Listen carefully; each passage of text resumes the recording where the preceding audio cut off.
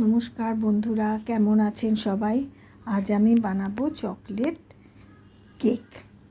এর জন্য আমি প্রথমে বড় কাপের 1 কাপ ময়দা নিলাম আর নেব 1/3 কাপ চিনি। এই দুটো আমি একটু ছাঁকনি দিয়ে চেলে নেব, ময়দায় যদি কোনো পোকা টোকা থাকে বেরিয়ে যাবে। যে 1/3 কাপ চিনি নিলাম, নিয়ে এই দুটো ছাঁকনি দিয়ে চেলে নেব। আমার এই কেক যদি আপনাদের ভালো লাগে তাহলে আমার চ্যানেলটা একটু সাবস্ক্রাইব করে দেবেন।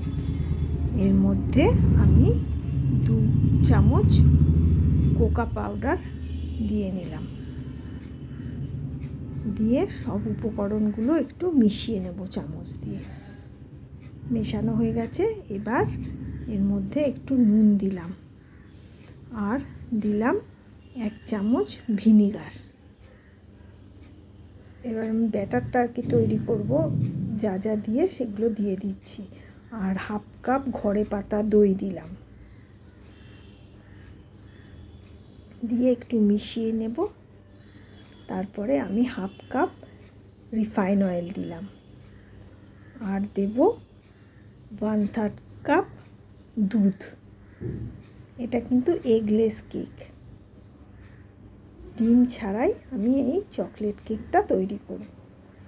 সব দেওয়া হয়ে গেছে। এবার এটা ভালো করে আমি মিশিয়ে নেব।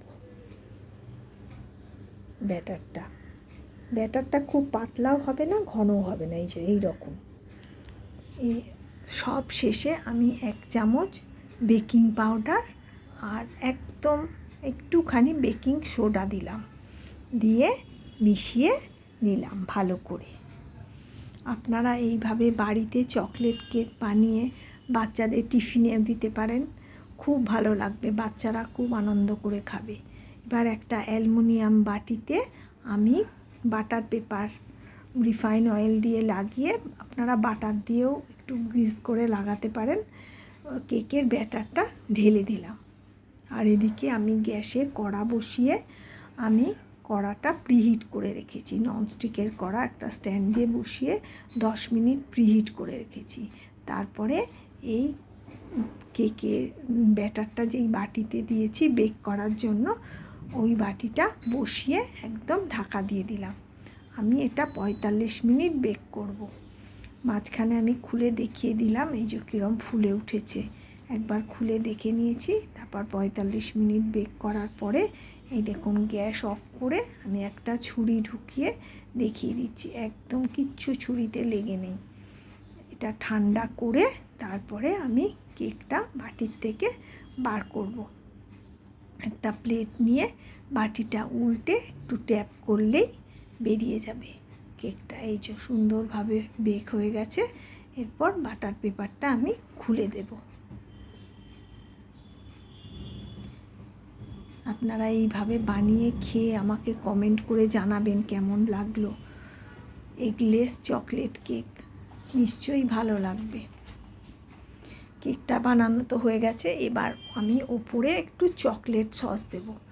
চকলেট সস লাগিয়ে উপরটা ভালো করে চারপাশটায় লাগিয়ে দেবো উপরে।